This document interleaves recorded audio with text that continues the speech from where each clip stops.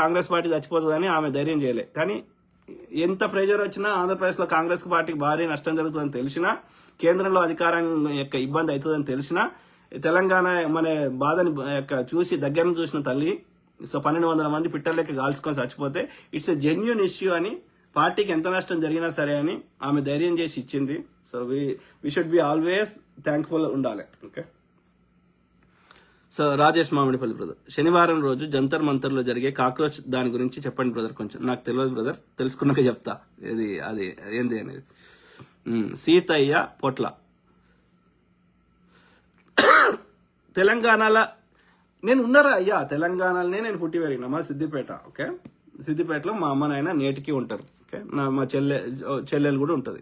So ఈ రోజులలో so engineering Osman university campus లో చేసిన కాబట్టి అందరూ ఏమంటారు అమెరికాకి పోవాలని అట్లా చదువుకున్న వాళ్ళు అట్లా పోతారు కదా ఇప్పుడు అందరూ చదువుకొని.